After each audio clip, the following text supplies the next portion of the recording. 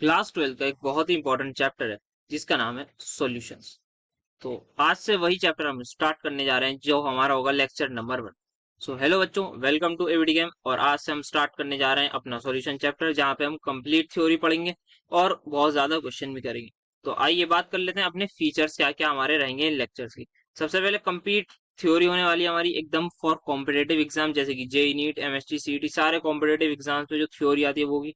Maximum question practice हमारी रहेगी during the lecture. जितनी ज्यादा क्वेश्चन प्रैक्टिस हम कर सकते हैं उतनी ज्यादा क्वेश्चन प्रैक्टिस होगी ड्यूरिंग द लेक्चर्स। और साथ ही साथ आफ्टर कंप्लीशन ऑफ सेक्शन एक सेपरेट क्वेश्चन प्रैक्टिस सेशन रखा जाएगा। लेक्चर की जो स्टार्टिंग होगी आप देखेंगे वो एकदम बेसिक से रहेगी और जो एंडिंग होगी वो मैक्सिमम लेक्चर्स के एडवांस में होगी। जनरल हमारा ये ट्रेंड रहेगा, it is going to be the general trend. और ये वेरी करेगा टॉपिक टू टॉपिक के किस तरीके का टॉपिक है। अगर टॉपिक एंड हो रहा है तो क्वेश्चन भी एडवांस लेवल का ट्राई होगा कि एंड होगा। कुछ जे एडवांस के प्रीवियस ईयर क्वेश्चंस भी हमारे लेक्चर्स में इंक्लूड होंगे। उससे क्या होगा, उससे ये होगा कि एक क्रिटिकल थिंकिंग डेवलप होगी अच्छे लेवल के क्वेश्चन सॉल्व करने में। और जो ड्यूरेशन ऑफ द लेक्चर है वो अप्रोक्सीमेटली 1 आवर रहेगी जनरली, प्लस माइनस 5-10 मिनट तो चलता ही है। तो चलिए फिर स्टार्ट करते हैं आज का हमारा लेक्चर। आज के लेक्चर में जो टॉपिक्स हैं वो एक बार देख लेते हैं। सबसे पहले सॉल्यूशन के बारे में बात होगी, व्हाट इज सॉल्यूशन, क्या होता है हमारे पास। फिर कुछ हमारी क्लास 11 की है बट यहाँ पे भी आते हैं जैसे कि percentage by mass, percentage by volume, percentage instant, ये सारे के सारे हैं तो मोल कॉन्सेप्ट के टॉपिक्स बट इस चैप्टर में भी आते हैं तो यहाँ पर भी कवर करेंगे because we have told you कि बेसिक से एकदम स्टार्टिंग होगी।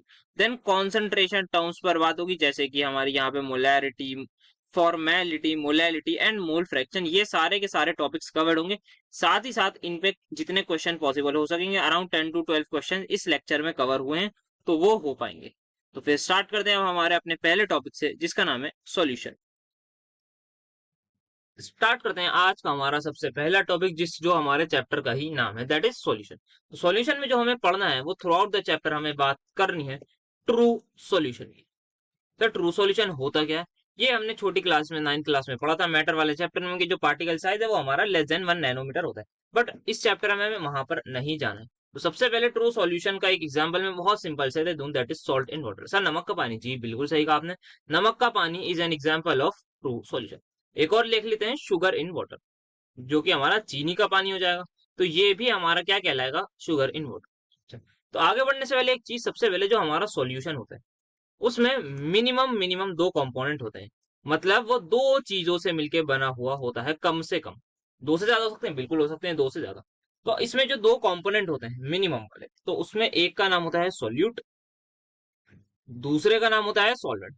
सर सॉल्यूट क्या, ऐसी चीज मैं जिसको डिसॉल्व कर रहा हूँ, ठीक है।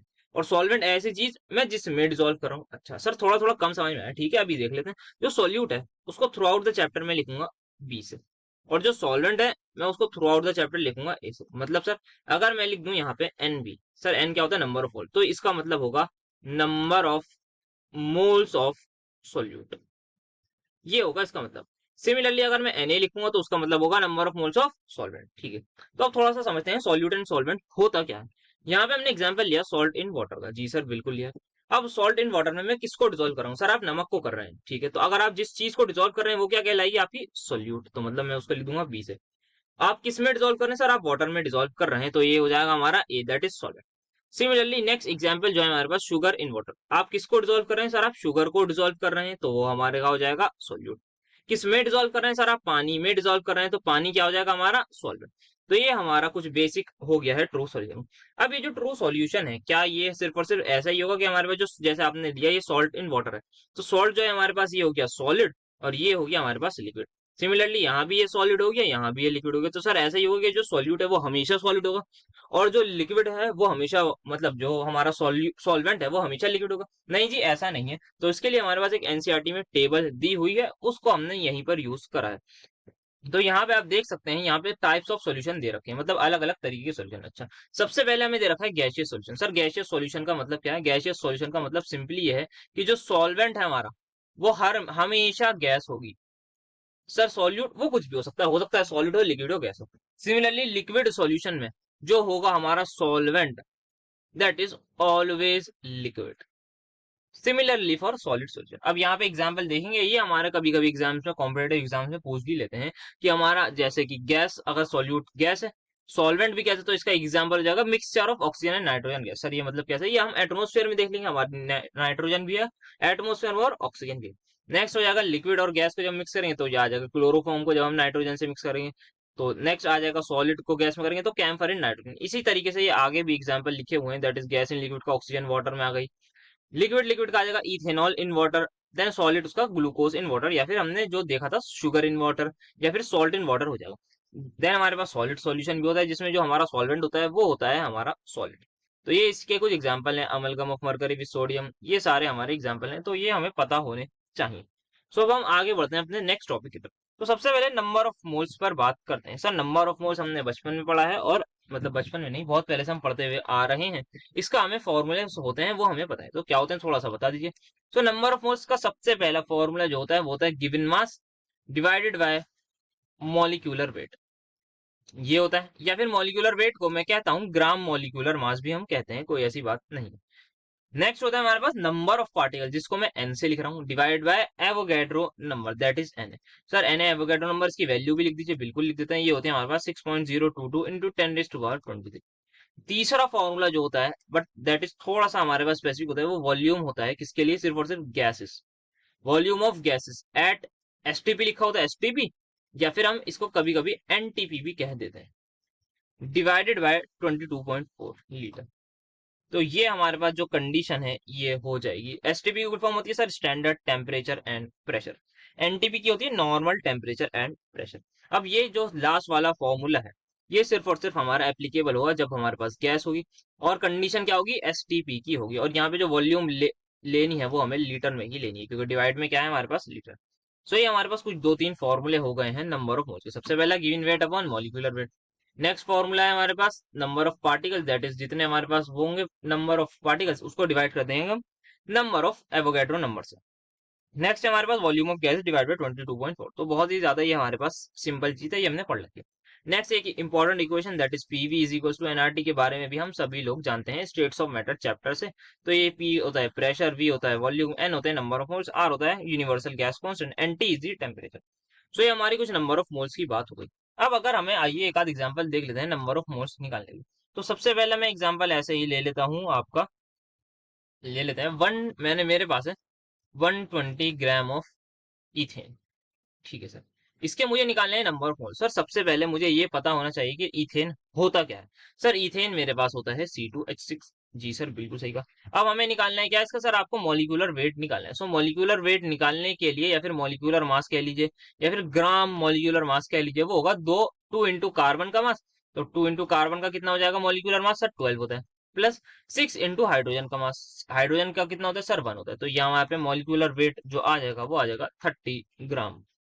नाउ मुझे क्या निकालना है सर, नंबर ऑफ मोल्स निकालना है। नंबर ऑफ मोल्स का फॉर्मूला क्या है, given weight upon molecular wait. Sir given कितना है, सर यहाँ पे 120 दे रखा है तो 120 लिख देते हैं, divided by molecular wait. Sir यहाँ पे 30 दे रखा है तो ये आ जाएगा हमारे पास 4। तो हमारे पास नंबर ऑफ मोल्स कितने आ गए सर, आ गए हमारे पास 4। बहुत ही ज्यादा सिंपली हमने इसको कैलकुलेट कर लिया है। नेक्स्ट अगर मैं यहीं पर कहूँ कि यहाँ पे बी पार्ट इसका ले लेता हूँ, मुझे नंबर ऑफ वो दे रखे हैं पार्टिकल्स, दैट इज 24.088 इंटू 10⁻23 दे रखे हैं। मॉलिक्यूल्स ले लेते हैं, ऑफ इथेन ही ले लेते हैं चलिए, या फिर किसी के भी ले लेते हैं, इथेन नहीं इस बार मीथेन के ले लेते हैं। यहाँ पे अब हमें जो निकालने हैं वो नंबर ऑफ मोल्स निकालने हैं। सर वो कैसे निकालेंगे, उसका फॉर्मूला होता है नंबर ऑफ पार्टिकल, जो कि मुझे ये दे रखा है। सर ये क्या दे रखा है, अगर मैं आपको आप अगर आंखों से देख पा रहे होंगे, ये जो ऊपर लिखा हुआ है ये कुछ नहीं है, ये जस्ट 4 टाइम्स एवोगैड्रो नंबर लिखा हुआ है। सर एवोगैड्रो नंबर का 4 गुना क्या है सर, क्योंकि वहां 6 होता है, यहाँ पे 24 है, तो 6 4 क्या होता है 24, और डिवाइड बाय मैं कर दूंगा एवोगैड्रो नंबर से। तो अगेन यहाँ पे मेरे पास आ जाएगा नंबर ऑफ मोल्स, और ये भी ध्यान रखना ये पावर 23 की है, दैट इज एवोगैड्रो नंबर में ही आती है। सो एक और एग्जांपल हमने देख लिया। सिमिलरली हम ऐसे और भी चीजें देख सकते हैं। सो अब हम देखते हैं नेक्स्ट हमारे पास आ जाएगा एक चीज इंपॉर्टेंट, दैट इज एन।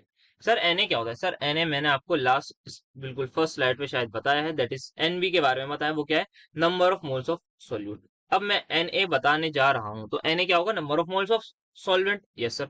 अगर मुझे ये निकालना हो तो मैं कैसे निकालूंगा sir, given mass of solvent divided by molecular mass of solvent. तो इस तरीके से मैं इसके मोल्स निकाल सकता हूं अपने सॉल्वेंट के। सिमिलरली मैं सॉल्यूट के भी निकाल सकता हूं। तो ये थोड़ी थोड़ी बेसिक चीजें हमने देख ली हैं। अब हम आगे अपने और टॉपिक्स की तरफ बढ़ते हैं। अब जो हमारा नेक्स्ट टॉपिक आ रहा है वो आ रहा है मास परसेंटेज, या फिर जिसको हम कहते हैं वेट परसेंटेज। इसको हम लिख सकते हैं कुछ इस तरीके से, W/W परसेंटेज की तरह लिखते हैं। सर इसका मतलब क्या होता है? इसका मतलब ये होता है कितना परसेंट सॉल्यूट प्रेजेंट है कितने सॉल्यूशन। अच्छा जी, तो कैसे सर? एक थोड़ा सा एक एग्जांपल ले लेते हैं। मान लेते हैं ये मेरे पास एक बीकर है, इसमें कुछ कुछ मेरे पास एक सॉल्यूशन पड़ा हुआ है। ठीक है जी, बिल्कुल एक सॉल्यूशन है। अब मैं उसको लिखने का तरीका जो है वो मैं कुछ इस तरीके से लिख रहा हूँ कि ये जो यहाँ पर मान लेते हैं मेरा जो है 30% KCl है। सर 30% मतलब 30% पोटेशियम क्लोराइड है, और आगे लिखा हुआ है W/W। अब इसका मतलब क्या होता है? तो सबसे पहले KCl क्या होगा सर? ये सॉल्यूट होगा, ये हमें बिल्कुल एकदम मान के चलना है अभी फिलहाल के लिए। बाकी क्वेश्चन में स्पेसिफाई होगा। तो इसका मतलब ये होगा जो 30 gram of solute. Sir solute क्या है इस केस में? सर हमने कहा है कि सॉल्यूट है KCl। तो 30 gram of solute is present in 100 gram of solution. ये इसका मतलब हो जाएगा कि अगर मुझसे कह दे कि इतना percentage weight by weight percent कोई चीज है, तो उसका मतलब सिंपली ये होगा कि उसी उतना ही परसेंटेज प्रेजेंट है 100 ग्राम ऑफ सॉल्यूशन में। सर 100 ग्राम ही क्यों? बिकॉज परसेंटेज में हम क्या लेते हैं? 100 ही लेते हैं। तो W/W का ये जो ये ऐसे लिखने का तरीका है, इसका मतलब होता है जो W है ये होता है मेरा सॉल्यूट के लिए, और ये जो W है ये मैं लिखता हूँ सॉल्यूशन के लिए। थोड़ा सा आगे मैं अगर इसको और बताना चाहूँ, तो अगर एक और मैं एग्जांपल यहाँ पर ले लेता हूँ। नेक्स्ट ऐसे ही मैं बाय डिफॉल्ट एक चीज लिख देता हूँ। तो यहाँ पे मान लेते हैं एक और मेरे पास कंटेनर है, उसमें आप कोई कंपाउंड ले लेते हैं। ऐसे ही हाइपोथेटिकली मान लेते हैं कैल्शियम कार्बोनेट ले लेते हैं। कुछ कैल्शियम कार्बोनेट मेरे पास प्रेजेंट है इस केस। तो इसमें मेरे पास क्या है? कैल्शियम कार्बोनेट है। ठीक है जी। तो अब मैं यहाँ पे लिख रहा हूँ कि ये जो मेरा कैल्शियम कार्बोनेट है इसके बारे में मुझे ये पता हुआ है कि मेरे पास 50% कैल्शियम कार्बोनेट है वेट बाय वेट। ठीक है। तो इसका मतलब क्या होगा? इसका वही मतलब होगा कि 50 gram of calcium carbonate that is solute is present in कितने में? Sir is present in 100 gram of solution. ये इसका मतलब होगा। अब मान लेते हैं फॉर द टाइम कि यहाँ पे जो सॉल्यूट, तो हमारे पास कैल्शियम कार्बोनेट हो गया, मान लेते हैं सॉल्यूशन वाटर का। तो इसमें बचा हुआ क्या होगा सर? वाटर होगा।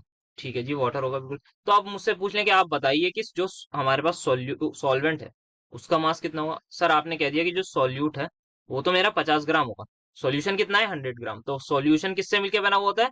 सॉल्वेंट प्लस सॉल्यूट से मिलकर बना हुआ होता है। तो अब मुझे क्या निकालना है? मुझे सॉल्यूट निकालना है। तो solute plus solvent is equals to solution का मास निकल जाएगा। और इस केस में जो सॉल्वेंट है मान लेते हैं अगर वो वाटर है, तो उसका मास आएगा 50 ग्राम। तो इस तरीके से हम उसका मास भी निकाल सकते हैं। तो यहाँ पे कुछ अगर मैं फॉर्मूला बताऊं, तो परसेंटेज बाय मास अगर मुझे निकालनी है किसी भी केस में, ऐसे ही मुझे दे दी of solute, percentage by mass of solute, उसका जो फॉर्मूला होगा वो ये होगा, जितना मास ऑफ सोल्यूट प्रेजेंट है, ठीक है, divided by mass of solution, mass of solution, ये ऊपर वाला है सोल्यूट, इनटू कर दूंगा मैं 100 से। तो ये मेरे पास क्या आ जाएगा? परसेंटेज मास ऑफ सोल्यूट आ जाएगा।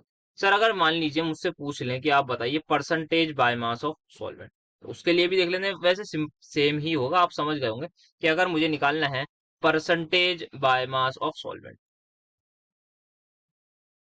वो निकालना है, तो वो किसके इक्वल हो जाएगा? सर वो हो जाएगा मास ऑफ सॉल्वेंट या सोल्यूट? सर सॉल्वेंट बिल्कुल, क्योंकि आप किसके बारे में बात कर रहे हैं? सॉल्वेंट के।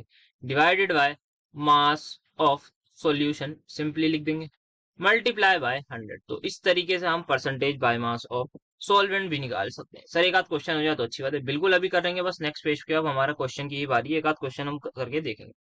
एक इंपॉर्टेंट चीज जो बहुत ज्यादा इंपॉर्टेंट है वो ये है, अगर मान लेते हैं कभी भी बाय डिफॉल्ट आपसे पूछ लिया जाए कि परसेंटेज बाय मास निकालो, या फिर आपसे पूछ लिया जाए कि W/W दिया हुआ हो, मान लेते हैं कहीं पे W/W दिया है, या फिर वो कहते हैं परसेंटेज बाय मास निकालो, तो हमेशा हमेशा ये बात हो रही होगी percentage by mass of solute. अगर उसको सॉल्वेंट का पूछना होगा ना तो वो अलग से स्पेसिफाई करेगा, लेकिन अगर उसको सॉल्यूट पूछना होगा तो जरूरी नहीं है कि वो स्पेसिफाई करके बताए कि आप जो है percentage by mass of solute लिखा हो। सिर्फ और सिर्फ बहुत ज्यादा चांस है, क्योंकि ऐसे ही कॉम्पिटेटिव एग्जाम में क्वेश्चंस देखे गए हैं कि परसेंटेज बाय मास पूछ लिया जाता है। वो किसकी पूछेंगे? वो हमेशा हमेशा percentage by mass of solute होगा। इफ इन केस अगर ऐसा पूछ ले कि percentage by mass of solvent निकालना है, तब आप ये वाले फॉर्मूले अप्लाई करेंगे, या फिर जिस तरीके से भी निकालना होगा वो हम देख लेंगे। सो ये हमारी कुछ बातचीत थी, थोड़ी बेसिक सी आपके परसेंटेज बाय मास पर। नेक्स्ट अगर हम देखें तो एक क्वेश्चन कर लेते हैं सबसे पहले। तो यहाँ पे if 20 gram of solute is present in 200 gram of solution, find percentage by मास। तो यहाँ पे हमें फाइंड मास परसेंटेज निकालनी है। तो सर मास परसेंटेज किसकी निकालनी है? सॉल्यूट की, सॉल्वेंट की? ये तो हमें पता ही नहीं, तो कैसे करेंगे? तो सिंपली वैसे ही करेंगे कि अगर हमसे नहीं पूछा गया है तो, और हमें क्या निकालना है? W by W. तो वो किसका होगा? सिर्फ और सिर्फ मास ऑफ सोल्यूट का। तो उसका फॉर्मूला क्या होगा सर? उसका फॉर्मूला होता है मास of solute divided by mass of solution in 200। यही होता है सर जी, बिल्कुल। नेक्स्ट पेज पे हमने यही देखा है।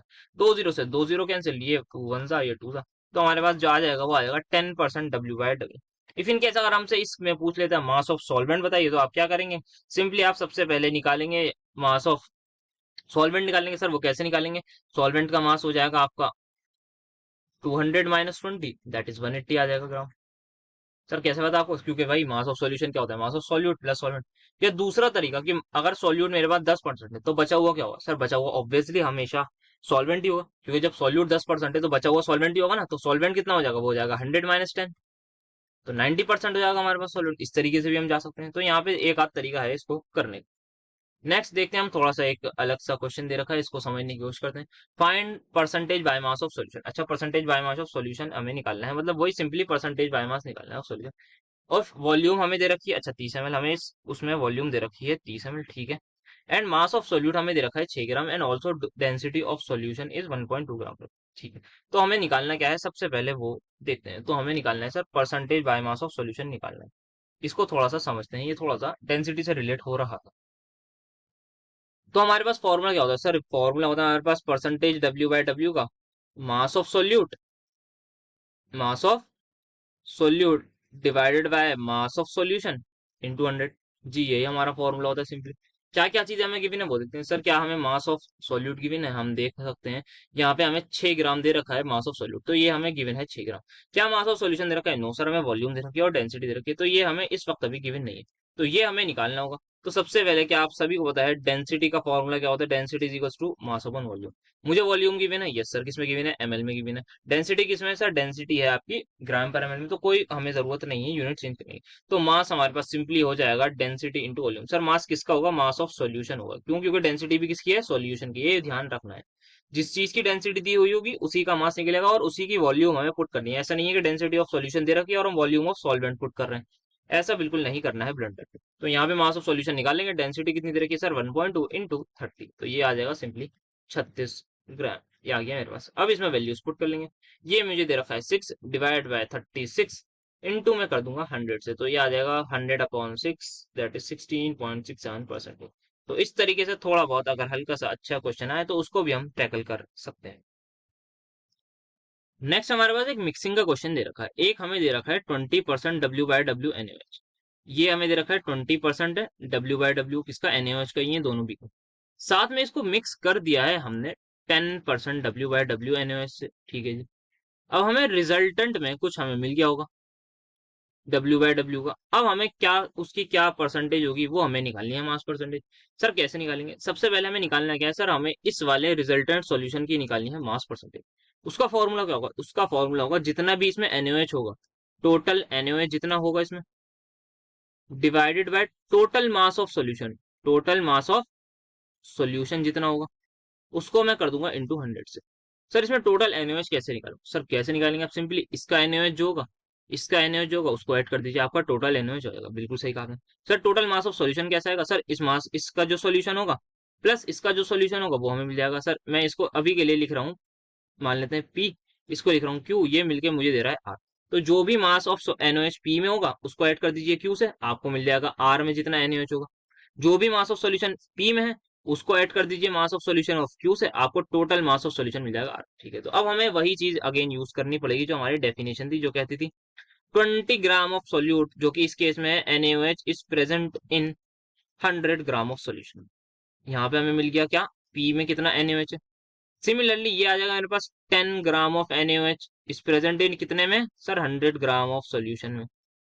बहुत ही अच्छे तरीके से हमने निकाल लिया। तो टोटल NaOH कितना आ गया है? अब सीधा सा मैं डब्ल्यू बाय डब्ल्यू का फॉर्मूला पुट करने जा रहा हूँ और डायरेक्ट आंसर निकालेंगे। तो टोटल NaOH कितना आ गया सर? 20 यहाँ है, 10 यहाँ है, कितना हो गया sir? 30 divided by total mass of solution कितना आ गया सर? 100 यहाँ है और 100 यहाँ है, तो 100 + 100 200। इनटू कर दूंगा मैं 100 से, तो यहाँ पे 2 जीरो से 2 जीरो सीधे से कैंसिल होते हुए नजर आ रहे हैं, और 2 1 2 15 so final answer is coming out as 15%। So option number A मेरा आंसर हो जाएगा। थोड़ा सा और एक लेवल अप का क्वेश्चन था ये। अब नेक्स्ट जो हमारे पास आ रहा है वो आ रहा है परसेंटेज बाय वॉल्यूम। सर ये क्या होगा? सिंपली जैसे अभी हमने परसेंटेज बाय मास पढ़ा है, ये होगा परसेंटेज बाय वॉल्यूम। इसमें एक भी जो हो जाएगा वो हो जाएगा आपका वॉल्यूम ऑफ सॉल्वेंट के लिए, सॉरी सॉल्यूट के लिए। नेक्स्ट वाला हो जाएगा वॉल्यूम ऑफ सॉल्यूशन के लिए। बस इतना सही है। तो इसका एक जल्दी से एग्जांपल लेते हैं, इस पे ज्यादा टाइम नहीं लगाएंगे क्योंकि हमने बिल्कुल एकदम एनालॉगस टू पीछे वाला ही है। मान लेते हैं मैं कह रहा हूँ मेरे पास एक बीकर है, उसमें कुछ सॉल्यूशन है। किसका सॉल्यूशन है सर? मैं कह रहा हूँ 40% H2SO4 है उसमें बाय वॉल्यूम। मैं नहीं कहती 40% H2SO4 बाय वॉल्यूम है, और बाकी क्या है मैं मान लेता हूँ बाकी है मेरे पास पानी। तो मैं सिंपली इसको कह सकता हूँ मेरे पास 40 ml ऑफ H2SO4, जो कि इस केस में क्या कह रहा हूँ मैं उसको सोल्यूट कह रहा हूँ, प्रेजेंट इन, स्पेलिंग के लिए माफ कीजिएगा, 100 ml ऑफ सोल्यूशन। सॉल्यूशन में और मैं मान रहा हूँ अगर वाटर है तो उसकी मैं वॉल्यूम भी निकाल सकता हूँ, क्योंकि वॉल्यूम भी सिंपली मैं ऐड करके निकाल सकता हूँ।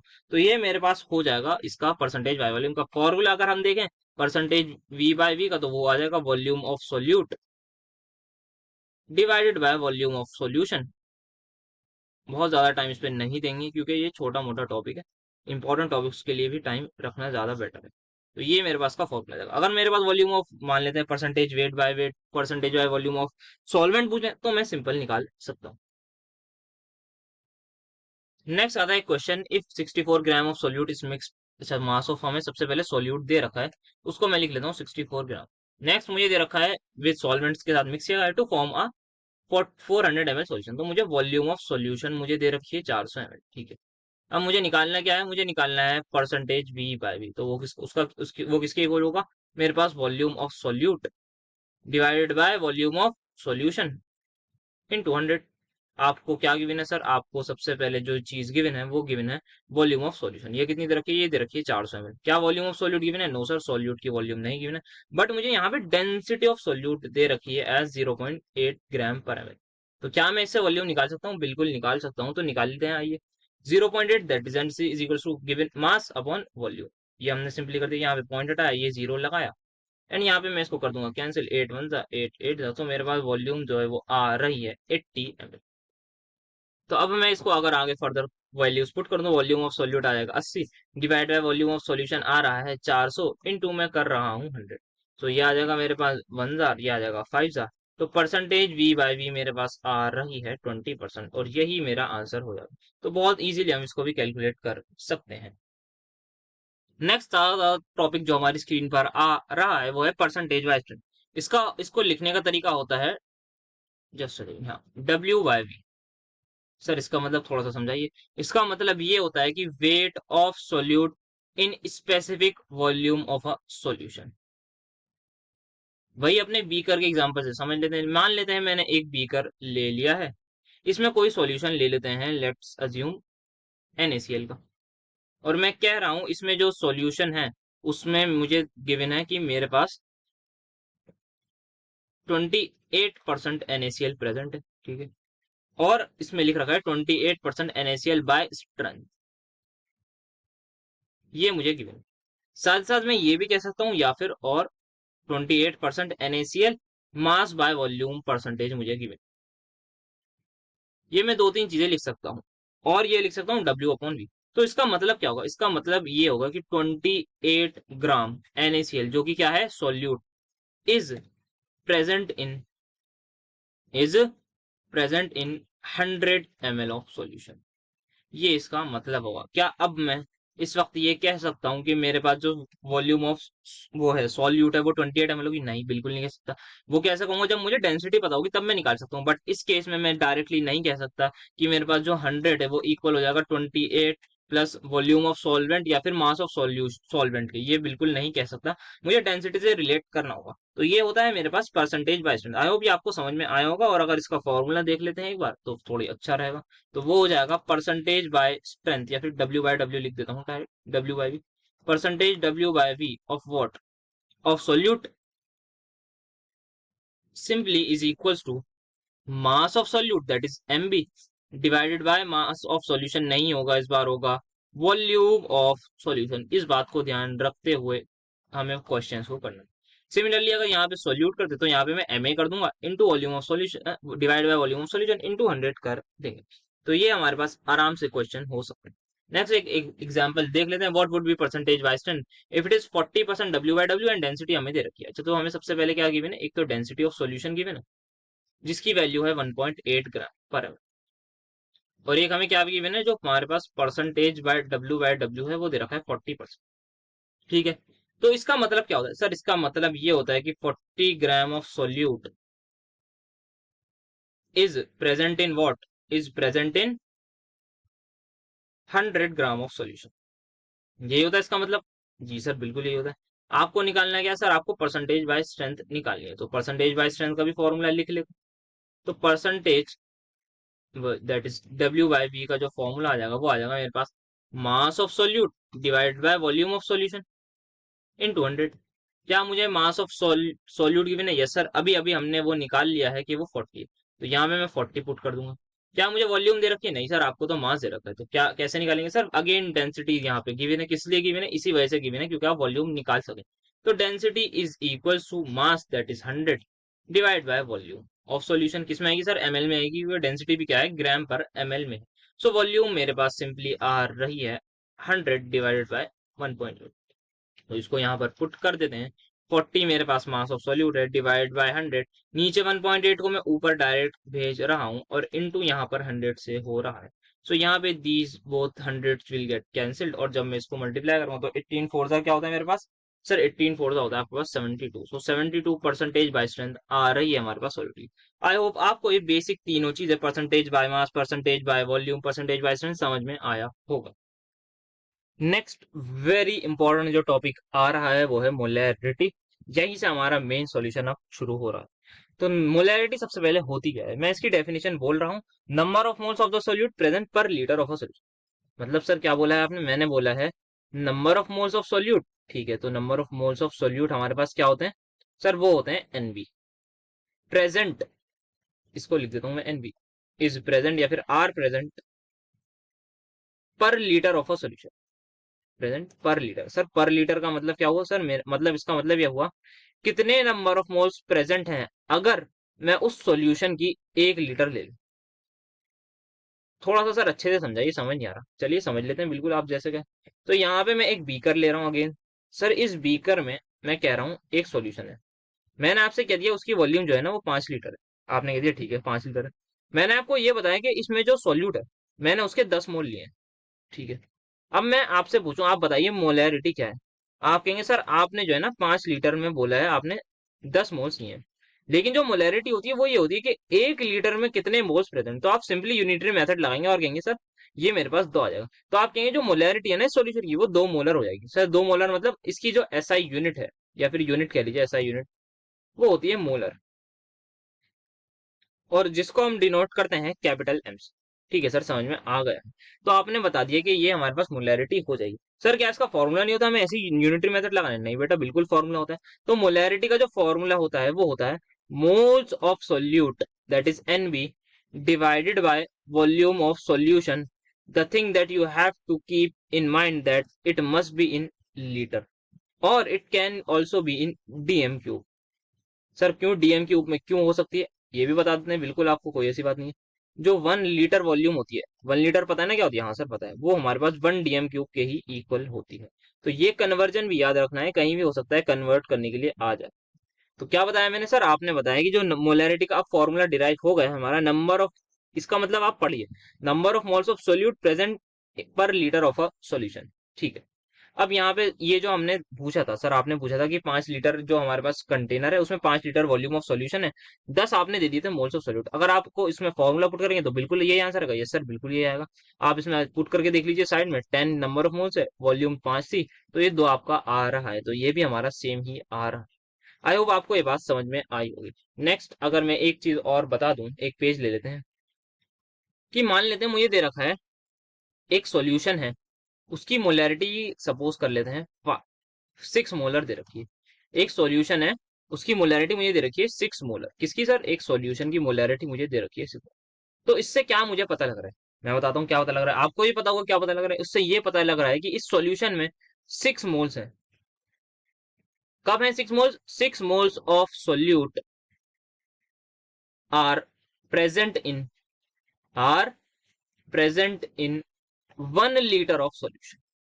तो अगर मुझे मोलैरिटी दी हुई होगी तो मुझे क्या क्या पता लग रहा है? मुझे वॉल्यूम ऑफ सॉल्यूशन पता लग रही है, मुझे number of moles of solute पता लग रहे हैं। तो ये भी आगे जो अच्छे लेवल के क्वेश्चंस हम करेंगे, जिसको मैं कहूँ अगर जेई एडवांस में कुछ इस टाइप के क्वेश्चंस आए हुए हैं जिसमें इस स्टेटमेंट का यूज करना पड़ जाता है, तो और हम नेक्स्ट लेक्चर्स में वो जरूर क्वेश्चन भी करने वाले हैं। तो इस चीज का जरूर ध्यान रखिएगा कि इसका मतलब क्या है। वही सेम बात है, मोलैरिटी की डेफिनेशन क्या थी? Number of moles of the solute present पर लीटर ऑफ अ सोल्यूशन। पर लीटर का मतलब क्या होता है सर? 1 लीटर वॉल्यूम होगी, तो कितने नंबर ऑफ मोल्स प्रेजेंट हैं? अगर वॉल्यूम मेरी 1 लीटर है, इसको मैं कहूंगा मोलर। तो आई होप मोलैरिटी को आपको बिल्कुल एकदम फील आ गया होगा कि मोलैरिटी आखिर होती क्या है, इसकी यूनिट क्या होती है। एक तो मैंने बता दिया, एक मोलर होती है, दूसरी इसको हम कह देते हैं मोल पर लीटर भी कह सकते हैं इसकी यूनिट को। तो यूनिट ऑफ मोलैरिटी कितनी होगी सर? दो को, या तो मोल पर लीटर या फिर मोलर, जिसको मैं डिनोट करता हूँ कैपिटल एम से। तो ये कुछ हमने मोलैरिटी के बारे में बात कर ली है। अब थोड़े बहुत बेसिक बेसिक क्वेश्चंस देख लेते हैं किस तरीके से हमारे पास आते हैं। यहाँ पे एक बहुत ज्यादा स्ट्रेट फॉरवर्ड क्वेश्चन सबसे पहले देख लेते हैं। What will the molarity of the solution containing 5 gram of sodium hydroxide? Sodium hydroxide is what? It is NaOH। Everyone knows NaOH। Sir इसका मॉलिक्यूलर मास क्या होगा सर? 23 हमारे पास होता है सोडियम का, प्लस 16 हो जाएगा ऑक्सीजन का, +1, तो ये आ जाएगा 40 ग्राम हमारे पास आ जाएगा मोलर मास ऑफ NaOH। ठीक है सर, निकाल लिया। क्या दे रखा है सर हमें? वेट ऑफ NaOH दे रखा है 5 ग्राम। हमें दे रखा है सर वॉल्यूम ऑफ सॉल्यूशन दे रखी है, वॉल्यूम दे रखी है 250 ml। क्या निकालने सर? हमें निकालनी है मोलैरिटी। ठीक है, निकाल लेते हैं। तो मोलैरिटी का फॉर्मूला क्या होता है? Number of moles of solute divided by volume of solution. ठीक है, बिल्कुल आपने सही कहा।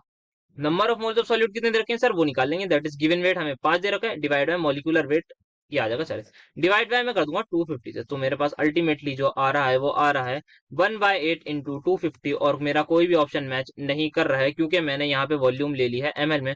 और मुझे किस में करना होगा सर? आपको इसको लीटर में करना होगा, तो आप डिवाइड बाय 1000 जरूर करिएगा।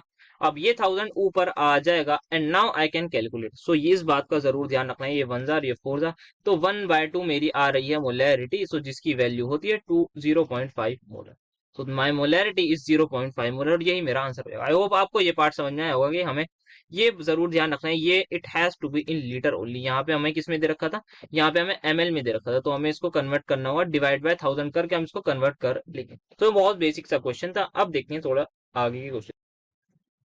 नेक्स्ट हमारे पास जो क्वेश्चन आता है वो CBSE AIPMT 2001 का क्वेश्चन है। ये क्या है सर? ये नीट था पुराना हमारे पास, जिसमें भी बहुत बड़ा स्कैम चल रहा है। सो ये नीट का पुराना नाम है, पुराना नाम नहीं बल्कि जब एनटीए कंडक्ट नहीं कराती थी, जब CBSE करवाती थी, तब इसका नाम होता था AIPMT। तो हमें बताना है क्वेश्चन में molarity of liquid HCl with density equal to 1.17। ठीक है, तो मुझे क्या दे रखी है सर? आपको दे रखी है डेंसिटी ऑफ लिक्विड HCl इतनी। सीसी क्या है सर? Centimetre cube. अच्छा, सेंटीमीटर क्यूब क्या होता है, अब ये भी बता दीजिए। तो 1 सेंटीमीटर क्यूब जो दे रखा होता है वो 1 ml के इक्वल होता है। जैसे 1 DM क्यूब किसके इक्वल था सर? 1 लीटर के। वैसे ही ये कन्वर्जन ध्यान रखें। तो मुझे डेंसिटी दे रखी है, पर सेंटीमीटर क्यूब कह दूं या फिर पर लीटर कह दूं? क्या निकालना है मुझे? मोलैरिटी निकालनी है। सर मोलैरिटी का फॉर्मूला क्या होगा? Number of moles of HCl divide by volume of solution. Volume of solution has to be in litre. ठीक। अब डेंसिटी से क्या पता लग रहा है? डेंसिटी क्या होती है सर? मास अपॉन वॉल्यूम। तो डेंसिटी जो है वो बताती है मास अपॉन वॉल्यूम। क्या मैं इसको देखकर ये कह सकता हूं कि मेरे पास 1.17 gram of HCl present in present in 1 ml of solution?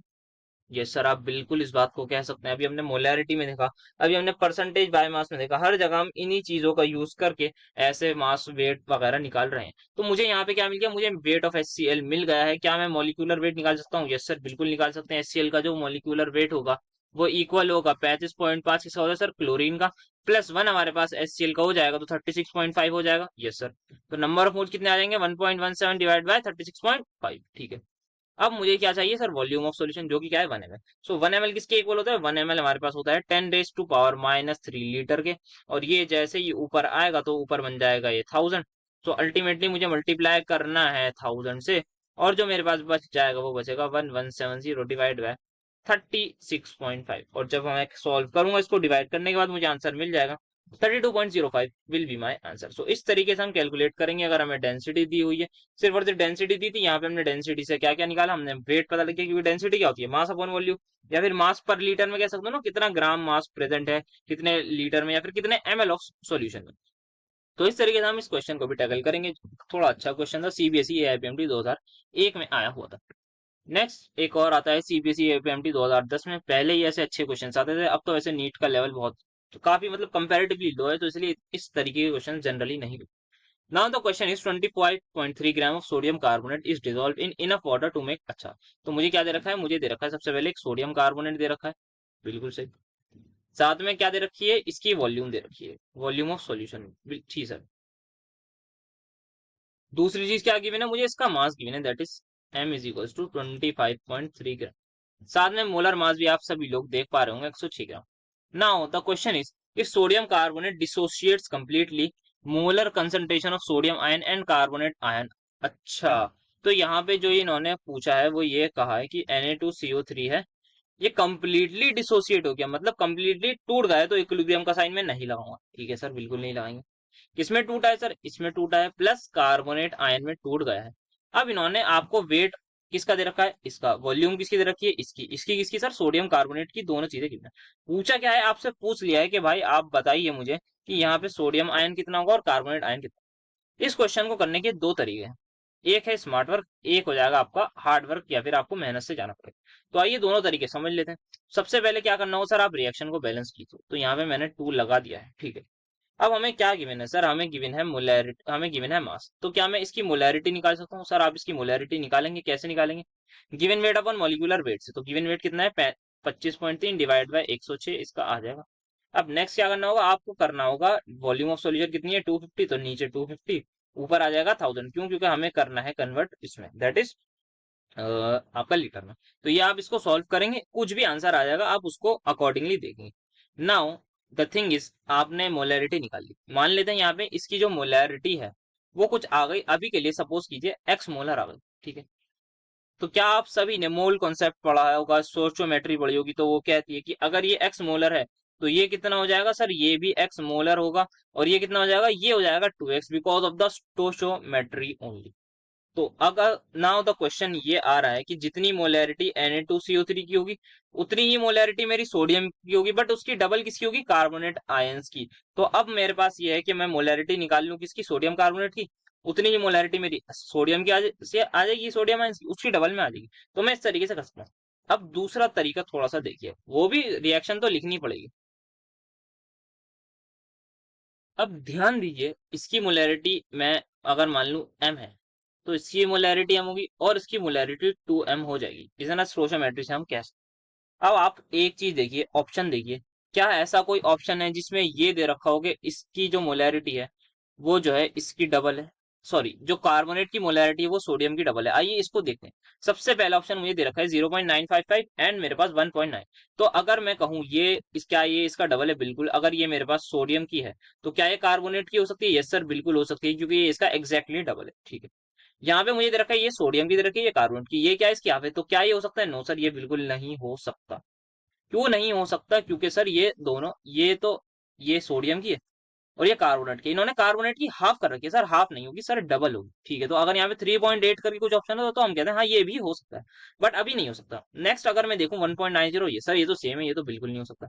Next ये भी मेरे पास सेम ही है, तो ये भी नहीं हो सकता, तो एक ही ऑप्शन बच रहा है, वो मेरा आंसर हो जाएगा। सर अगर मान लीजिए कुछ 2-3 ऑप्शन करते तब बेटा मैं पूरा जाना पड़ता, यहाँ पे मैं इससे फॉर्मूला निकाल के फिर मैं उसमें वैल्यूज पुट करता, बट यहाँ पे मैं स्मार्ट वर्क भी तो लगा सकता हूँ ना। ऑप्शन भी देखना चाहिए कि जैसे ये अब सीबीएसई एमटी 2010 में तब जाके भी हम ऑप्शन से आंसर ला पा रहे हैं। तो अब भी ऐसे बहुत ज्यादा क्वेश्चन ऐसे आते हैं जिसमें हमें ऑप्शन देख के आंसर पता लग सकता है। तो इस तरीके से हमें देखना है कि सर मोलैरिटी जो है वो सोडियम की और कार्बोनेट की निकालनी है, तो कार्बोनेट की जो होगी वो सोडियम आयंस के डबल होगी। तो अब ऐसा ऑप्शन देख लीजिए जिसमें सोडियम कार्बोनेट आयंस की डबल हो और सोडियम आयंस की मतलब उसकी आधी हो। तो हमारे पास एक ही ऑप्शन आ रहा है, वो आ जाएगा। सो आई होप आपको ये क्वेश्चन समझ में आया होगा, दोनों तरीके से हम इसको जा सकते हैं। तो नेक्स्ट अगेन बहुत सिंपल सा क्वेश्चन, नीट 2011 में आया हुआ है। इसमें क्या है सर, इसमें हमें दे रखा है मॉलिक्यूल्स ऑफ यूरिया दे रखे हैं प्रेजेंट इन सॉल्यूशन। अच्छा, हमें क्या निकालनी है, कॉन्सेंट्रेशन ऑफ सॉल्यूशन निकालनी है। सर कॉन्सेंट्रेशन क्या मतलब, सर कॉन्सेंट्रेशन का मतलब आपको निकालना है ये मोलरिटी सब में मोलर दे रखा है तो आपको मोलरिटी ही निकालनी है। तो मोलरिटी का formula number of moles of solute that is N B divide by volume of solution in litre. हाँ जी, तो क्या मैं नंबर ऑफ मोल्स निकाल सकता हूँ? यस सर निकाल सकते हैं। कौन सा फॉर्मूला लगेगा? Given number of molecule divide by Avogadro number वाला फॉर्मूला यहाँ पर लगेगा इंटू 10⁻23। ये मैंने निकाल दिया number of moles. Divide by volume of solution कितनी है सर? 100 ml दे रखी है, तो आपको ऊपर मल्टीप्लाई करना होगा 1000 से। तो ये कैंसिल हो जाएगा, और यहाँ पर ये जब आप देखेंगे तो ये 10⁻⁻, ऊपर आ जाएगा 10⁻⁻3 इंटू 1000 और डिवाइड बाय 100। सो यहाँ पे तो आ जाएगा 10⁻⁻2, दैट इज 0.01 मोलर मेरा फाइनल आंसर आ जाएगा। आई होप आपको बहुत ज्यादा इजी तरीका, ये आप इसको खुद भी कर सकते हैं सिंपल पुट करके। बाकी जो अच्छा क्वेश्चन था वो हमने दोनों क्वेश्चन देख लिए, ये एक थोड़ा अच्छा बेटर क्वेश्चन था और साथ में ये भी हमारे पास एक थोड़ा सा अलग क्वेश्चन था। तो आई होप आपको मोलरिटी में अब कोई दिक्कत नहीं आएगी। अब बढ़ते हैं हम नेक्स्ट टॉपिक की तरफ, जो कि हमारा आ रहा है formality.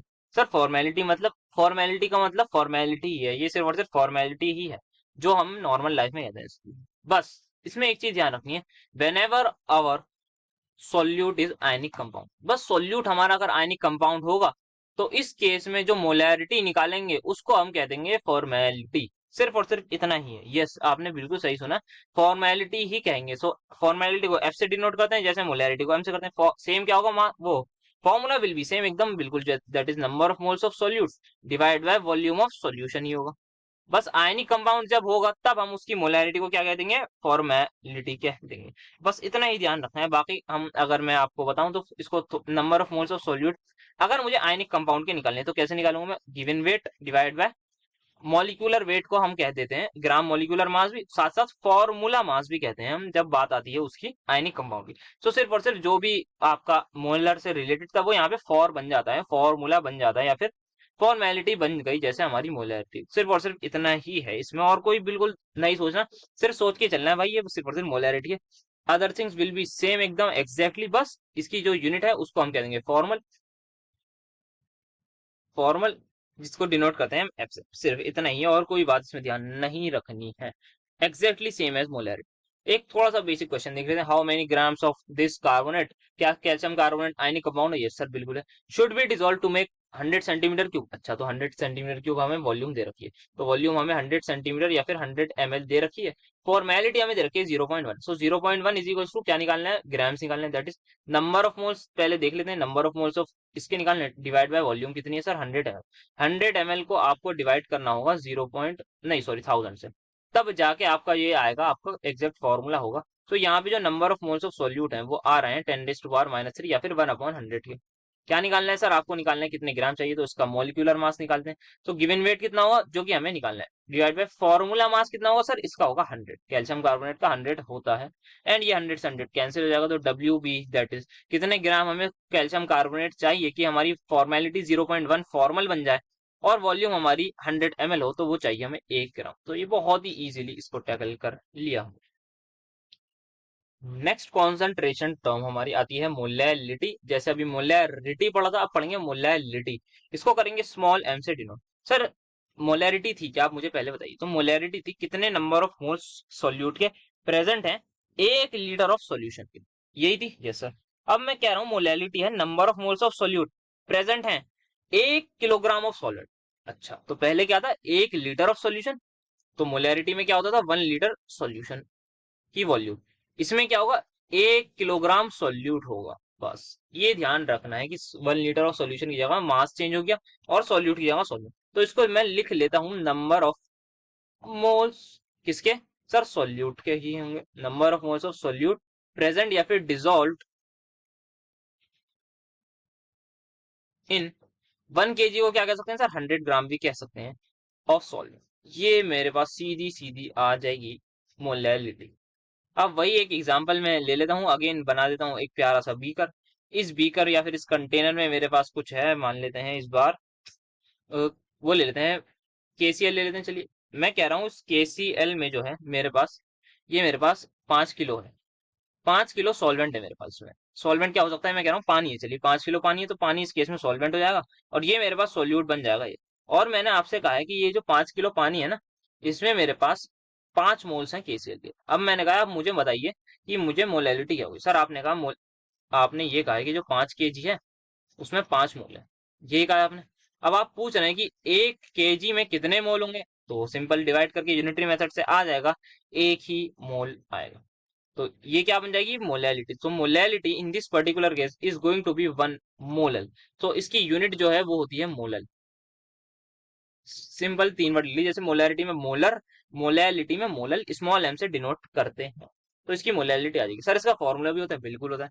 Molality is equal to number of moles of solute divided by mass of solvent in kilogram. Mass of solvent को मैं WA से लिखता हूँ, इन किलोग्राम आएगा। अगर यही मैं लिख दूं ग्राम में, सपोज कर लीजिए मैं कह रहा हूँ ये ग्राम में है, तो आपको मल्टीप्लाई करना पड़ जाएगा 1000 से in order to get the exact answer. So this is the formula. बहुत ही ज्यादा सिंपल तरीके से हमने इसको समझाया है। अब वही एक एग्जाम्पल मैं और ले लूं और मैं आपसे कह दूं, मेरे पास एक सॉल्यूशन है, ठीक है, उस सॉल्यूशन की मोलैलिटी जो है वो 3 मोलल है। इसका मुझे मतलब बताइए क्या है। आप कहेंगे मतलब अभी बताते हैं। इसका मतलब ये है कि मेरे पास 3 मोल्स किसके, सोल्यूट के प्रेजेंट हैं, किसमें, 100 ग्राम या फिर 1 kg of that particular solvent. तो इससे क्या क्या पता लग रहा है, इससे नंबर ऑफ मोल्स पता लग रहा है, साथ साथ इससे मास ऑफ सॉल्वेंट पता लग रहा है। ये ध्यान रखना है, मास ऑफ सॉल्यूशन नहीं पता लग रहा, वॉल्यूम ऑफ सॉल्यूशन नहीं पता लग रही, वॉल्यूम ऑफ सॉल्वेंट नहीं पता लग रही, सिर्फ और सिर्फ मास ऑफ सॉल्यूशन ही, मास ऑफ सॉल्वेंट ही पता लग रहा है, जो कि आ रहा है 1 kg, अगर हमें मोलैलिटी गिवन हो गई। तो ये थोड़ी बेसिक बात थी हमारी मोलैलिटी पर। आइए थोड़ा सा देख लेते हैं एक आध question. What will be the molality of solution having 18 gram glucose. अच्छा मुझे ग्लूकोज का ग्राम मास दे रखा है, तो WB मुझे दे रखा है सोल्यूट का 18 ग्राम। क्या मुझे मॉलिक्यूलर वेट पता है उस ग्लूकोज का, सर आपको याद होना चाहिए, अगर नहीं याद तो आप बिल्कुल याद रखिएगा, ये होता है 180 ग्राम। Formula is C6H12O6। ग्लूकोज का आप निकाल भी सकते हैं। अब हमें क्या दे रखा है सर, मास ऑफ वाटर दे रखा है। अच्छा जी, mass of water that is WA मुझे दे रखा है 500 ग्राम। तो क्या निकालनी है सर, मोलैलिटी निकालनी है, निकाल लेते हैं। मोलैलिटी का formula number of moles of solute. वो कैसे निकालेंगे, given weight divide by molecular wait 180 divide by 500 कर देंगे। ठीक है सर, कर दिया आपने। ये आ जाएगा 1,000, ये आ जाएगा 10,000, और आप नीचे जब आंसर निकालेंगे तो वो गलत आ जाएगा, क्योंकि आपने मल्टीप्लाई नहीं करा है 1000 से। तो इसको भी ध्यान रखते हुए स्टेप्स में आगे बढ़ना है। सो 0 से 0 नाउ विल बी कैंसिल। तो मोलैलिटी अल्टीमेटली आ जाएगी 0.2 मोलर, और वही मेरा फाइनल आंसर हो जाएगा। ये आप कैलकुलेशन बेसिक से कर लेंगे। ध्यान रखना है 100,000 से मल्टीप्लाई करना होगा, because it is in gram. The reason only is ये हमारे पास ग्राम में गिवन है। सो हमारा आंसर भी आ जाएगा ऑप्शन नंबर। आई होप आपको ये सिंपल सा क्वेश्चन समझ में आया हो। नेक्स्ट एक क्वेश्चन दे रखा है, अ सोल्यूशन है। अच्छा किसका, सोडियम सल्फेट का। सर सोडियम सल्फेट क्या होता है, सबसे पहले लिख लेते हैं। सोडियम सल्फेट होता है Na2SO4, ठीक है जी। Contains 92 gram of Na ions per kilogram of water. Okay, तो यहाँ पे मेरे पास इसका मतलब ये है सोल्यूट, एक सोल्यूशन है किसका, Na2SO4 का। मतलब ये मेरे पास सोल्यूट है इस केस में, और सॉल्वेंट क्या है मेरे पास, वाटर है, ठीक है। अब इन्होंने कहा क्या है, इन्होंने मुझसे कहा है कि 92 ग्राम किसके, सोडियम आयंस के प्रेजेंट है किसमें, जब मेरे पास पर किलोग्राम, मतलब 1 किलो वाटर में मेरे पास कितने सोडियम आयंस प्रेजेंट है, 92 ग्राम। अब मुझे बतानी है मोलैलिटी क्या। सो सर मोलैलिटी 92 ही हो जाएगी, क्योंकि क्या होती है मोलैलिटी, ये होती है कि कितना मास प्रेजेंट है पर केजी ऑफ सॉल्वेंट है, या फिर ये होती है कितने मोल्स प्रेजेंट है, सर मोल्स होते हैं। तो अच्छा यहाँ से क्या क्या गिवन है, ध्यान से चलते हैं बिल्कुल बेसिक से। वेट ऑफ सॉल्वेंट मुझे दे रखा है 92 ग्राम, एग्री और नॉट, यस सर बिल्कुल। और क्या दे रखा है सर, आपको दे रखा है मास of solvent. Mass of solvent को भी मैं लिख देता हूँ WA से, जो कि 1 kg दे रखा है। क्या बतानी है, मोलैलिटी बतानी है। मोलैलिटी किसके इक्वल होती है, number of moles of solute. ध्यान रखना है, number of moles of solute वो आ जाएंगे given weight divide by molecular wait हो जाएगा Na का इतना। अब मैं डिवाइड करने जाऊंगा 1 kg से, तो वो 1 ही आएगा, तो आंसर मेरा फाइनली आ जाएगा 4 molar. So molality in this particular case आ जाएगी आपकी 4। और यहाँ से एक और बात आपको बता दी जाए कि यहाँ पे मोलल जो है, इसको वी कैन ऑल्सो से मोल पर केजी। सर कैसे मोल पर केजी, मतलब कैसे, यहाँ पे ये क्या है सर, ये मोल है, और यहाँ पे क्या है केजी है, तो मोल पर केजी कह सकते हैं ना, जैसे उसे मोल पर लीटर कह सकते हैं। सर समझ में आ गया। आई होप ये बेसिक सा क्वेश्चन भी आपको समझ में आया होगा। कब आया था सर, बेसिक नहीं है, जेईई मेंस 2019 में आया हुआ था, इसको बेसिक नहीं किए। ओके, सो ये हमने इस चीज की भी बात कर ली। अब नेक्स्ट टॉपिक जो हमारे पास आ रहा है वो आ रहा है mole fraction. Sir mole fraction का मतलब क्या हुआ, आपको इसके नाम से थोड़ा बहुत आइडिया लग रहा हो कि हमें मोल्स की फ्रैक्शन निकालनी है। मोल्स के फ्रैक्शन मतलब कोई एक किसी चीज मैंने कह दिया, मान लीजिए सोल्यूट है, मुझे बताओ इसकी मोल फ्रैक्शन क्या होगी। आप कहेंगे मतलब इसमें सबसे जरूरी चीज क्या है, फ्रैक्शन जरूर आएगी। थोड़ा सा समझते हैं इसकी डेफिनेशन। ये क्या होता है, it is equal to the number of moles of that component, of that component, that component मतलब जिस भी कंपोनेंट का मुझे मोल फ्रैक्शन निकालने हैं, उसके आपने नंबर ऑफ मोल्स ले ली, ठीक है। उसी नंबर ऑफ मोल्स को आप डिवाइड कर दीजिए total number of moles, total number of moles of all the component, जितने भी कंपोनेंट प्रेजेंट हैं आप उससे इसको डिवाइड कर दीजिए और आपको आंसर मिल जाएगा। सर थोड़ा सा समझाने की और अच्छे से कोशिश। मान लीजिए मैंने आपसे कहा है number of moles of solute बताइए, ठीक है। आप कहेंगे number of moles of solute, sorry mole fraction of solute बताइए। आप कहेंगे मोल फ्रैक्शन ऑफ सॉल्यूट में ऐसे बताऊंगा कि उसी कंपोनेंट मतलब सॉल्यूट के नंबर ऑफ मोल्स ऊपर लिख दूंगा divided by total number of moles में नीचे लिख दूंगा। सिमिलरली मैं आपसे कह रहा हूँ number of mole fraction of solvent बताइए। आप कहेंगे number of moles of solvent को मैं ऊपर लिख दूंगा न्यूमरेटर में, मैं उसी को डिवाइड कर दूंगा आपके नंबर ऑफ मोल्स जो कि टोटल होगा। तो इस बात को जो मैंने बोला है वो लिखता हूँ। सबसे पहले इसको हम डिनोट करते हैं काई से, ये इसको कहते हैं काई, ये एक शायद ग्रीक लेटर है हमारा। अब number of moles of solute की बात चल रही है, तो number of moles of solute क्या होंगे सर, काई भी आप लिख दीजिए। वो किसके इक्वल होगा सर, वो इक्वल होगा उसी कंपोनेंट मतलब सॉल्यूट के मोल्स के डिवाइडेड बाय क्या होगा सर, टोटल मोल्स। एक सॉल्यूशन में, अभी हम सॉल्यूशन चैप्टर पढ़ रहे हैं, सॉल्यूशन चैप्टर में क्या क्या होता है सर, एक सॉल्यूट होता है एक सॉल्वेंट होता है। तो अगर मेरे पास एक सॉल्यूशन है, मान लेते हैं ये सॉल्यूशन है, इसमें क्या क्या होगा, एक सॉल्वेंट होगा और एक सॉल्यूट होगा, ये दो चीज होंगी। मोल्स किसके होंगे सर, ऑब्वियसली मोल्स इसमें किसके होंगे, एक सॉल्यूट के होंगे और एक सॉल्वेंट के होंगे। ये सॉल्वेंट के मोल्स, ये सॉल्यूट के मोल्स होंगे, यही होंगे, यस सर। तो अगर मुझे टोटल नंबर ऑफ मोल्स निकालने हैं तो वो कैसे आएंगे सर, वो सिंपली आ जाएंगे number of moles of solvent plus number of moles of solute से। This is how we have to focus. Similarly अब मैं कह रहा हूं कि मुझे moles fraction of solute solvent बताइए। Sir mole fraction of solvent कैसे बताएंगे, उसी कंपोनेंट दैट इज सॉल्वेंट के मोल्स रखेंगे हम न्यूमरेटर में, दैट इज एन, डिवाइड कर देंगे टोटल मोल्स से जो कि हो जाएंगे number of moles of solute plus number of moles of solvent. ये हमारे पास आपका मोल फ्रैक्शन का फॉर्मूला आ जाएगा। मान लेते हैं ऐसे ही हाइपोथेटिकल कंडीशन, अभी अभी के लिए नहीं, एक हमारे पास सॉल्यूशन है, उसमें जो है एक कंपोनेंट है ए, एक कंपोनेंट है बी, एक कंपोनेंट है सी। मान लेते हैं तीन कंपोनेंट है, हो सकता है चार भी ले सकते हैं, हम पांच भी ले सकते हैं, मान लेते हैं बी के लिए तीन कंपोनेंट है। मैं आपसे कह रहा हूं मुझे number of mole fraction of A का बताइए। आप कहेंगे ठीक है बता देते हैं, तो कैसे बताएंगे आप कहेंगे नंबर ऑफ मोल्स ऑफ ए को लिखिए आप न्यूमरेटर में, आप डिवाइड कर दीजिए जितने भी कंपोनेंट है ना उन सभी के मोल से। तो आप कहेंगे N A plus N B plus N C कर देंगे, तो आपको मिल जाएंगे mole fraction of A, A component का। इस तरीके से अगर बी का निकालना है तो आप एन बी रखेंगे ऊपर और डिवाइड में टोटल नंबर ऑफ मोल्स कर देंगे। सो ये हमारे पास मोल फ्रैक्शन की बात हो रही है। अब बात करते हैं बाइनरी सॉल्यूशन। सो बाइनरी सॉल्यूशन क्या होता है, ऐसा सॉल्यूशन जिसमें दो कंपोनेंट, एक चीज होती है, एक टर्म होती है बाइनरी सॉल्यूशन, जिसमें क्या हो, दो कंपोनेंट्स हो। अच्छा सर दो कंपोनेंट्स क्या होंगे सर, वो दोनों सॉल्यूट होंगे। यस सर वो दोनों सॉल्यूट होंगे, नहीं बेटा सॉल्यूशन है, सॉल्यूशन में क्या होता है सर, एक तो सॉल्वेंट जरूरी होता है और एक सॉल्यूट जरूरी होता है। और अभी दो कंपोनेंट लेने हैं तो हमारे पास हमेशा ऑब्वियसली सॉल्यूट और सॉल्वेंट दोनों ही चीजें प्रेजेंट होंगी। तो बाइनरी सॉल्यूशन ऐसा सॉल्यूशन होता है जिसमें एक सॉल्यूट हो एक ही सॉल्वेंट हो। टोटल कितने कंपोनेंट्स है, दो कंपोनेंट्स, तो ये हमारा बाइनरी सॉल्यूशन होता है। अब मैं एक चीज कह रहा हूं कि मोल फ्रैक्शन ऑफ एक बाइनरी सॉल्यूशन में mole fraction A plus mole fraction of B वो इक्वल होता है वन। सर कैसे मान ले, हम तो नहीं मान रहे, हमें प्रूफ कर जाइए, कर लेते हैं। तो मोल फ्रैक्शन ऑफ ए किसके इक्वल होगा, वो होगा number of moles of A divided by number of moles of B plus number of moles of A. ये सर ये वो, क्योंकि बाइनरी सॉल्यूशन की बात कर रहे हैं, ये बात ध्यान रखनी है। Sir mole fraction of B that is क्या होगा, सॉल्यूट का, वो क्या होगा, number of moles of solute divided by number of moles of solvent plus number of moles of solute. क्या इन दोनों का डिनोमिनेटर आपको सेम दिख रहा है, यस सर मुझे N B plus N A दिख रहा है, यहाँ भी N B plus N A दिख रहा है, आपने बस आगे पीछे लिखा है और कोई परेशानी नहीं। तो मैं लिख रहा हूँ इसको कॉमन डिनोमिनेटर करके, यस सर बिल्कुल लिख सकते हैं, इतनी मैथ्स हम बचपन से पढ़ते हुए आ रहे हैं, हमने 6th क्लास में फ्रैक्शन में पढ़ी थी। अब यहाँ पे क्या होगा sir, N A plus N B कर दीजिए, ये दोनों ऐड हो जाएंगे। अब आप मुझे बताइए, क्या अगर मैं इसको कैंसिल करूंगा, अगर मैं इन दोनों को जैसे ही मैं कैंसिल करूंगा तो क्या वो वन के इक्वल आएगा, यस सर दोनों सेम सेम है और ये इक्वल टू वन ही आ रहा है। तो मोल फ्रैक्शन का जो सम है, अगर मेरे पास बाइनरी सॉल्यूशन है तो दोनों कंपोनेंट्स का क्या आ जाएगा वन। सिमिलरली अगर मैं एक चीज बहुत ज्यादा इंपॉर्टेंट बताऊं कि जो मेरे पास कोई भी मोल फ्रैक्शन की जो वैल्यू है किसी की भी, या तो ए की या फिर बी की, वो मैक्सिमम जा सकती है वन और हमेशा होगी वन से छोटी। इस बात को ध्यान रखिएगा, किसी की भी मोल फ्रैक्शन अगर आपको निकालनी हो उसकी मैक्सिमम वैल्यू आएगी one. Sir maximum value one कब आएगी, ये बात ध्यान रखिएगा, आप इस इक्वेशन से देख सकते हैं। मैं कह रहा हूँ इसकी वैल्यू है 1, तो दूसरा को 0 होना ही पड़ेगा।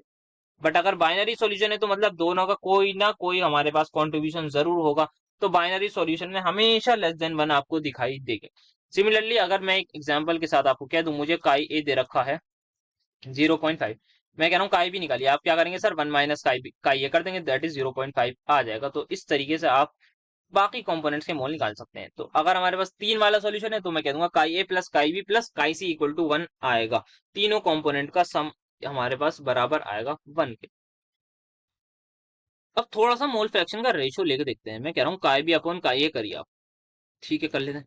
वैल्यूज पुट करते हैं। सबसे पहले क्या आएगी sir, N B upon N A plus N B आएगी। किसकी वैल्यू आएगी, ये काई बी की, that is mole fraction of solute की। सॉल्वेंट के मोल फ्रैक्शन की आएगी N A upon N A plus N B, यही आएगी। यस सर बिल्कुल यही। क्या कुछ कैंसिल होता हुआ नजर आ रहा है? यस सर, ये और ये आपस में कैंसिल हो जाएंगे। सर कैसे हो रहे हैं बेटा, बचपन में आपने डिवाइड मेथड पढ़ा ही होगा 6 क्लास में, कैसे हम रेसिप्रोकल करके कर लेते हैं, या फिर हम अब बड़ी क्लास में आ गए तो डायरेक्ट भी कर सकते हैं। तो यहाँ से एक बहुत इंपॉर्टेंट चीज आप सभी को नजर आ रही होगी कि काई ए लिखते हैं या फिर काई बी ही पहले लिख देते हैं। काई बी अपॉन काई क्या है, रेशो ऑफ मोल फ्रैक्शन किसके इक्वल आ रहा है, ratio of number of moles की। बहुत ही ज्यादा इंपॉर्टेंट चीज ये आपके सामने आ रही है कि मोल फ्रैक्शन का जो रेशो है वो मोल्स के रेशो के बराबर आ रहा है। ये बहुत ज्यादा इंपॉर्टेंट है। सिमिलरली अगर मैं 3 कंपोनेंट सिस्टम की बात करूं, जिसमें अगर 3 कंपोनेंट होंगे, उसको बारे में अभी बिल्कुल पीछे वाले पेज पे ही बताया कि अगर एक ए हो, एक बी हो, एक सी हो, काई ए निकालना हो तो N A upon N A plus N B plus N C कर लेंगे। यहाँ पे हमने बात कर रखी है, अगर ये 3 कंपोनेंट वाले की बात कर रखी है, तो इसमें और ज्यादा डिटेल में नहीं जा रहा। अब देखते हैं आगे क्या है। सो यहाँ पे आ गया क्वेश्चन की बारी आ गई, तो क्वेश्चन देखते हैं। 5.85 gram of NaCl are dissolve in 1090 gram of water, ठीक है। The mole fraction of NaCl, अच्छा मुझे मोल फ्रैक्शन बताना है NaCl की। सर NaCl क्या है सर, यहाँ पे मुझे सॉल्यूट नजर आ रहा है क्योंकि पानी है और पानी हमारा सॉल्वेंट होता है। तो एन क्या निकालना है मुझे, काई भी निकालना है। कैसे निकालूंगा सर, आप निकालेंगे N B upon N A plus N B से, ऐसे ही तो निकालेंगे। ये सर ये आपने यही सिखाया तो ऐसे ही निकालेंगे। एनबी की वैल्यू निकाल लेते हैं, वो कैसे आएगी, तो given weight upon molecular wait, ठीक है। गिवन वेट क्या है 5.85, मॉलिक्यूलर वेट ऑफ NaCl क्या होता है 5.85 सॉरी, वो होता है हमारे पास 35.5 प्लस 23। तो मेरे हिसाब से ये 58.5 आ रहा होगा। बाकी एक बार आप लोग प्लीज चेक कर लीजिएगा, हो सकता है कोई गलती हो जाए। तो ये आ जाएगा 1/10 के इक्वल। अब मैं क्या निकालूंगा, नंबर ऑफ मोल्स ऑफ ए के निकालूंगा, ठीक है निकाल लेंगे। क्या आएगा, given weight that is 90 divide by molecular wait पानी का 5, तो ये आ जाएगा मेरे पास 5। तो अब जो मेरे पास आ रहा है वो न्यूमरेटर में आ रहा है 0.1, डिनोमिनेटर में आ रहा है 0.1 plus 5 that is 5.1। So approximately ये मेरा आ रहा है 0.1 डिवाइड बाय 5। एक टाइम के लिए मान लेता हूं तो मेरे पास 0.02 आएगा अप्रोक्सीमेटली आंसर। 0.02 के इक्वल आएगा क्लोजेस्ट जो भी होगा, क्योंकि ये नीचे 5.1 ना थोड़ा सा बड़ा है बट इसी के आसपास आएगा। तो ये 0.1 नहीं 0.02, हाँ ये मेरा आंसर हो जाएगा। आई होप ये आपको समझ में आई होगी किस तरीके से हो रहा है। बाकी कैलकुलेशन वाला पार्ट आप लोग भी कर सकते हैं। नेक्स्ट यहाँ पे एक थोड़ा सा मुझे अच्छा क्वेश्चन लग रहा है जेई में 2019। यहाँ पे क्या है, the mole fraction of glucose in aqueous binary solution is 0.1, the mass percentage of water. अच्छा तो क्या दे रखा है इसको समझते हैं। एक एक्वस बाइनरी सॉल्यूशन है, उसमें क्या है, एक ग्लूकोज है, दूसरा क्या है सर बाइन, एक दो दो हिंट है। एक हिंट है कि मेरे पास एक्वस है तो मतलब पानी होगा, एक्वस पानी के लिए यूज करते हैं। दूसरी हिंट है मास परसेंटेज ऑफ वाटर, तो मतलब एक ग्लूकोज है उसके साथ क्या होगा, उसके साथ मेरे पास पानी होगा। तो ग्लूकोज क्या हो जाएगा सर, ये मेरे पास सॉल्यूट हो जाएगा। पानी क्या हो जाएगा सर, ये आपका सॉल्वेंट हो जाएगा। क्या निकालना है आपको, मास परसेंटेज ऑफ वाटर। अच्छा तो आपको क्या निकालना है, परसेंटेज मास किसकी, वाटर की। सर ये किसकी इक्वल होगी, बेटा ये सिंपल इक्वल होगी मास ऑफ वाटर जितना होगा इस सॉल्यूशन में divide by mass of that solution into 100 के, यही होगा ना। यस सर बिल्कुल होगा। या फिर अगर मैं लिखूं तो ये हो जाएगा मेरे पास W, that is mass of water को क्या लिखूंगा मैं, WA upon mass of solution कैसा आएगा, WA प्लस WB इंटू 100 के। ये मुझे निकालना है, इसको मैं अभी ऐसे ही लिख देता हूँ। एक्स की वैल्यू जो है मुझे निकालनी है, जिसका मैंने फॉर्मूला यहाँ से डिराइव कर लिया है कि मैं इस तरीके से एक्स निकालूंगा, ठीक है। अब क्या चीज गिवन है, मुझे गिवन है मोल फ्रैक्शन किसका, ग्लूकोज का दे रखा है, ठीक है दे रखा है।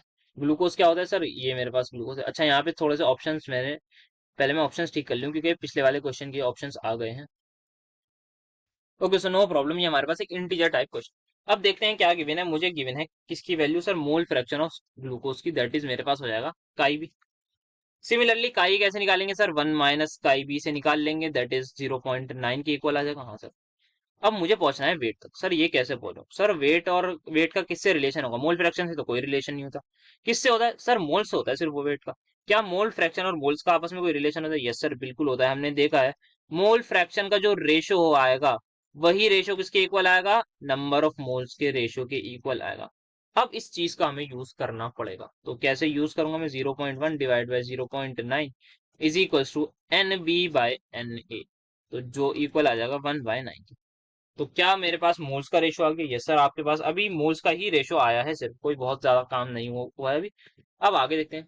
तो मुझे क्या पता है, मैं इसको थोड़ा रेसिप्रोकल करके लिख देता हूँ थोड़ी आसानी के लिए। N B by N A मुझे दे रखा है 9/1। अब एन बी को क्या मैं एक्सपेंड करके लिख सकता हूँ? सर कैसे मतलब? क्या मैं इसको ऐसे लिख सकता हूँ W A divide by molecular weight of A? Yes sir. क्या मैं एन बी को ऐसे लिख सकता हूँ W B divide by molecular weight of B? Yes sir बिल्कुल लिख सकते हैं। ये किसके इक्वल आ रहा है? ये है मेरा 9/1 के इक्वल आ रहा है, बिल्कुल ये इक्वल ही रहेगा। मुझे क्या निकालना है? W A upon W B निकालना है। तो यहाँ पे मैं थोड़ा सा इसको सॉल्व करता हूँ। तो W A upon W B ये निकालना है। अब मैं इनटू कर दूंगा, ये रेसिप्रोकल करके एम बी ऊपर आ जाएगा डिवाइड बाय एम ए ऊपर आ जाएगा। सर ये एम बी एम ए क्या है बेटा? ये मॉलिक्यूलर वेट है, यहाँ मोल्स के फॉर्मूले में क्या है? Given weight upon molecular weight ही तो है। यस सर समझ में आ गया। तो एम बी, अब बी क्या था मेरा देख लेते हैं। सर बी है आपका ग्लूकोज। ग्लूकोज का मॉलिक्यूलर वेट अभी हमने थोड़ी देर पहले ही बात करी थी कि जो ग्लूकोज का मॉलिक्यूलर वेट है वो याद कर लीजिए, वो होता है 180। अब डिवाइडेड बाय किसका करेंगे सर? डिवाइड बाय वाटर का करेंगे। वाटर क्या होता है सर? 18 होता है। और ये मेरा इक्वल आ जाएगा 9/1 के ही। अब कर देते हैं इसको थोड़ा बहुत कैंसिल। 1 जा ये 10 जा, तो ये आ जाएगा 9/10 के इक्वल आ रहा है मेरा रेशो। किसका रेशो आ रहा है 9/10 के इक्वल? W A upon W B. तो W A upon W B मेरा आ रहा है 9/10। बट निकाल क्या ये निकालना है? नहीं सर, आपको निकालना है ये W A upon W A plus W B. तो अब इसको करने के दो तरीके हैं। जो एक बचपन में होता था कि let the common ratio be X लेके, मतलब सर समझ नहीं आया, मतलब मैं बताता हूँ। Let the common ratio be X लेके मतलब इसको कह देंगे 9x और डब्ल्यू बी को कह देंगे 10x। अब जो हमें वैल्यू निकालनी थी फाइनली, उसमें वैल्यूज पुट करेंगे, दैट इज परसेंटेज मास निकालना था। वो किसके इक्वल था? मास of water that is mass of solvent divide by total mass. Total mass किसका मतलब? 9x plus 10x into 100। तो ये अल्टीमेटली मेरा आ रहा है 9/19 इंटू 100, क्योंकि एक्स एक्स कैंसिल हो जाएगा ना। ये दे दो बेटा, पूरा ही कर लेता हूँ। या गया एक्स एक्स कैंसिल हो गया, 900/19 आ रहा है मेरे पास। और फाइनली जो परसेंटेज में आएगा वो इंटीजर, क्लोजेस्ट इंटीजर में 47% आ जाएगा, वरना 46.7% के आसपास आ रहा है। इस तरीके से हम इस क्वेश्चन को टैकल कर सकते हैं। आई होप ये आपको समझ में आया होगा। क्वेश्चन काफी थोड़ा अच्छा क्वेश्चन था, क्योंकि जेई में 2019 का ये हमारा क्वेश्चन था। सो मैं इसका आंसर में लिखना चाहूँ तो आंसर मेरे पास आ रहा है आपका 47%। ठीक। नेक्स्ट क्वेश्चन हमारे पास है density of 20% W I V एक सोल्यूशन दे रखा है एनएमएस का, उसकी डेंसिटी इतनी दे रखी है। मोल फ्रैक्शन ऑफ सोल्यूट बताना है। तो ये थोड़ा सा और अगेन एक अच्छा क्वेश्चन है, तो आई थिंक इसको आप एक बार होमवर्क ले लीजिए। जरूर इसको ट्राई करके मुझे कमेंट में आंसर बताइए क्या मोल फ्रैक्शन ऑफ सोल्यूट आ रहा है। So yes that's it for lecture number 1। इतना ही हमारा लेक्चर नंबर 1 था। बाकी की टॉपिक्स लेक्चर 2 में आगे कवर करने जाएंगे। इन्हीं टॉपिक्स को आगे कंटिन्यू करेंगे, आगे बात करेंगे। जो भी नेक्स्ट टॉपिक्स आएंगे उन पर बातचीत होगी। आई होप आपको आज के लेक्चर में मजा आया होगा, क्वेश्चंस प्रैक्टिस में मजा आया होगा, और जरूर वीडियो को पॉज करके आप लोग क्वेश्चंस ट्राई कर रहे होंगे। और लास्ट में जैसा कि बात करी थी फ्रॉम बेसिक्स टू एडवांस, वही हमारा रहेगा flow of the lecture. So thank you so much for attending my lecture.